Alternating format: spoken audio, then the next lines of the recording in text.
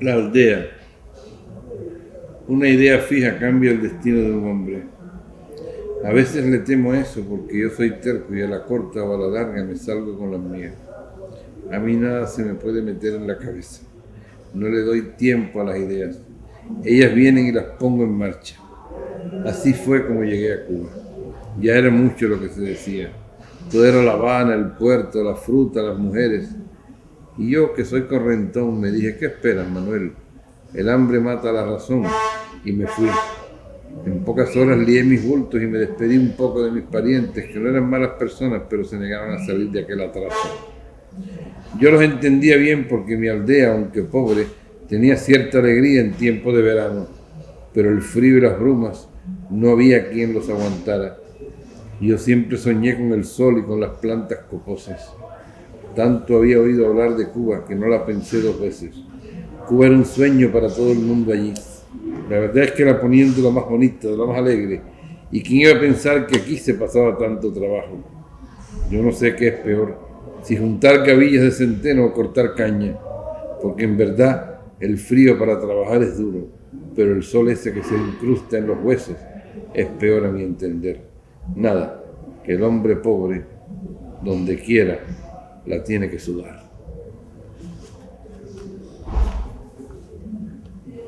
Y ahora, si puede comentar. ¿Quieres algo más? Sí, sí, puede.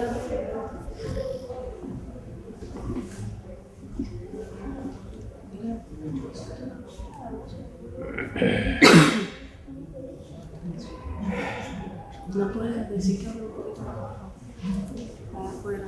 Cuando me siento en el parque no pienso más que en mi tierra. Y eso que quiero a Cuba como si hubiera nacido aquí. Pero a mi tierra no la puedo olvidar. Algunos me critican porque todavía hablo con el acento gallego. Bueno, el acento no se pierde. Yo llegué aquí con 16 años. Ahora tengo 80 y hablo igual. La lengua gallega es difícil de olvidar. Lo que pasa es que ya no hay con quién hablarla. Y al parque este no vienen más que cubanos. A mí me gusta llegar por la mañana cuando todavía el sol no da tan fuerte en el banco. Si vengo en la tarde me siento debajo de aquel árbol, el más coposo de todos. Es un laurel. Ya la gente sabe que yo tengo esos dos bancos y me lo respetan. Por la mañana uno y por la tarde el otro. Hasta con lluvia he venido yo al parque. Los domingos es cuando se pone más movido. Llegan los niños en carriola, los perros, los cochecitos, todo el barrio. Hay quien me pica con bromas pesadas, pero yo, como si conmigo no fuera. Lo que quiero es tranquilidad y descanso y aquí los tengo. A veces vienen los muchachos y me gritan, ¿qué es lo que hay, Manuel? Es que me ven pensativo y creen que estoy en decadencia o que me voy a dormir. Pero nada de eso. Tengo los ojos bien abiertos y voy a vivir hasta que llegue mi hora. Entonces vuelven. ¿Qué dice, Manuel? ¿Qué dice? Y yo no digo nada. ¿Qué voy a decir ya?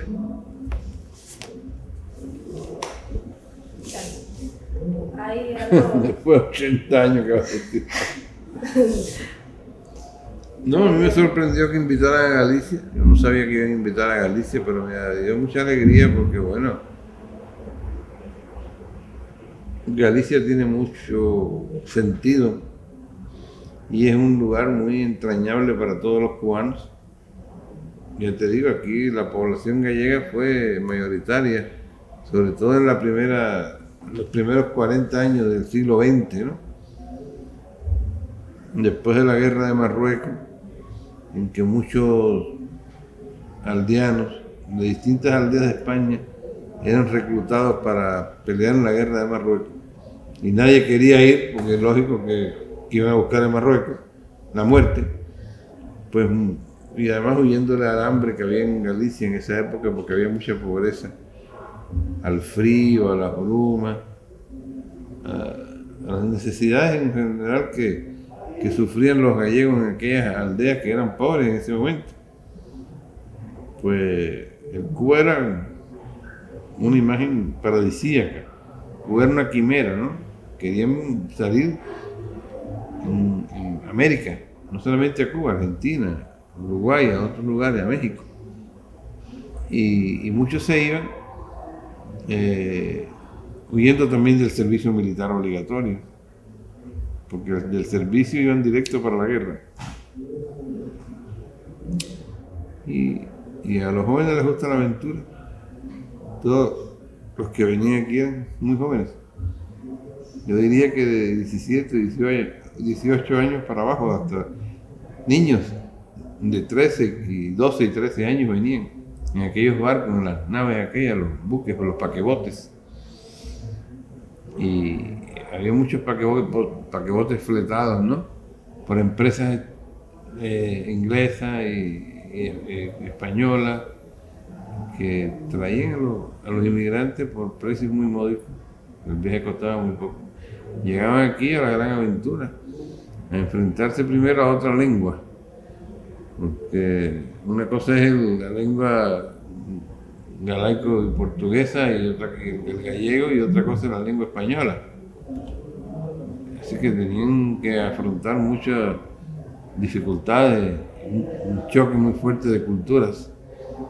La cultura del cubano, la cultura del aldeano gallego es más introvertida, ¿no? Y desde el punto de vista cubano. Y la cultura cubana es más extrovertida, más abierta, más rumbosa, más estridente. Y tuvieron que adaptarse a este país. Trabajaron mucho en trabajos duros, no solamente en la caña de azúcar, porque muchos vinieron aquí a cortar caña, sino también en la carretera central, en la construcción de muchas edificaciones, de grandes monumentos históricos que fabricaron ellos junto con los cubanos. El Capitolio, la carretera central, el propio centro gallego, toda la inmobiliaria cubana de los años 10, 20, 30, 40, 50. Todo eso, los gallegos tuvieron un papel ahí muy fuerte. Y fue una inmigración muy grande. No, fue muy lindo que ellos hicieran aquí en el Instituto del Libro una nueva edición de Letras Cubanas de esta novela mía, ¿no? Que esto se publicó la primera vez en el 83. Después se hizo la película aquella donde actuó Sancho Gracia, donde actuó Paco Raval, Jorge Sanz, gallego, que la filmó Manuel Octavio Gómez. Fue la última película que filmó. Y se puso en estos días justamente por las jornadas estas de la cultura gallega en Cuba, ¿no? Y en la Feria del Libro particularmente. Y hoy recibí la sorpresa, acabo de recibirla hace unos minutos, de esta edición, que es una edición gallega de la Junta de Galicia, gallego. En tantos años que hace que yo publiqué esta novela en español, ahora es que viene a publicarse en Galicia, quizás por las circunstancias de la coyuntura esta de que se hizo la Feria del Libro, ¿no? Así que mira como con qué ojos más lindos tú me miras.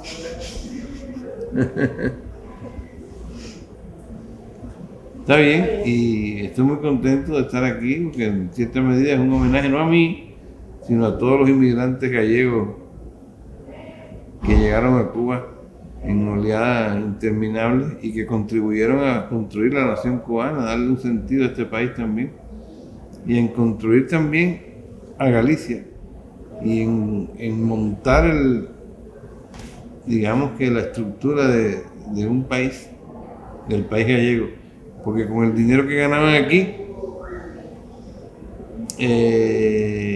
montaban escuelas, contribuían a fundar escuelas públicas, contribuían también a la educación de sus hijos, contribuían a muchas cosas, la luz eléctrica, la radio, todo eso llegó a Galicia gracias al aporte material, al aporte económico, del trabajo duro, de la sangre, el sudor de los gallegos aquí, trabajando en jornadas de 14, 15, 16 horas para que sus hijos tuvieran carreras universitarias y para desarrollar también la aldea, porque vivían aquí, amaban a Cuba, querían a Cuba, pero la morriña era la morriña.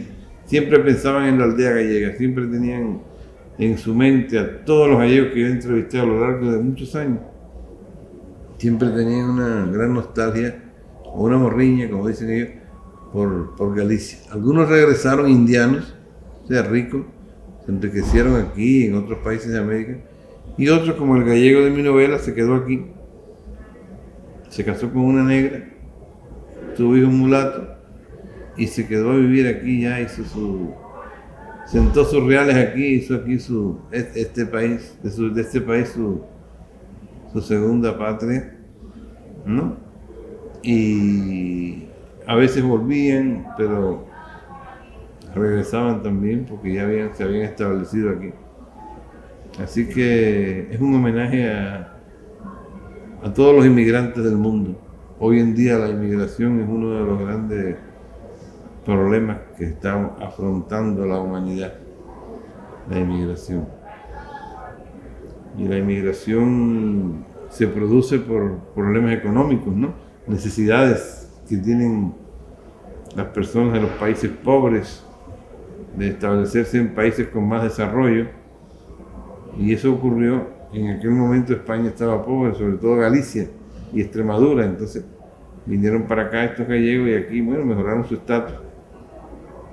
Pero es un canto a todo aquel que lucha por sobrevivir en medios difíciles, duros, hostiles, ¿no? Y es lo que he hecho yo siempre a lo largo de mi vida. Casi todos mis libros tratan del tema migratorio, porque el cimarrón, como quiera que sea, es un migrante africano a Cuba. Y el español, el gallego, un migrante gallego a Cuba. Y Canción de Rachel es eso también. Es una hija de húngaro y alemán, nacida en Cuba, pero hija de inmigrantes. Y La vida real es el libro que habla de un cubano en los Estados Unidos. Así que es un tema que a mí me ha interesado mucho, ¿no? Seguir esa línea de trabajo, ¿no? De buscar esa gente llamada sin historia, ¿no? Que las historias oficiales no contaban con ellos. Es un concepto y un punto de vista diferente. Hay que descubrir la cultura gallega, la música gallega, la cultura gallega. Hay que leer a Rosalía de Castro, a Álvaro Cunqueiro, a Mario Vives, a tantos escritores importantes gallegos y españoles, pero bueno, particularmente gallegos. Y creo que es muy bueno este contacto porque se vinculan los dos pueblos, ¿no? El pueblo gallego, el pueblo cubano.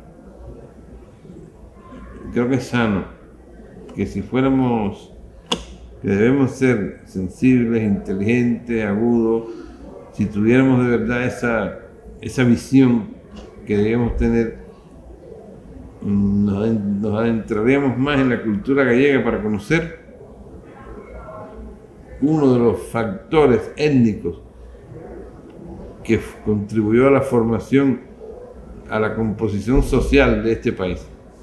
Conociendo la cultura gallega como conociendo las culturas africanas, conocemos más de quiénes somos nosotros, porque han sido ingredientes básicos de la formación de la nación cubana y de la identidad de nuestro país.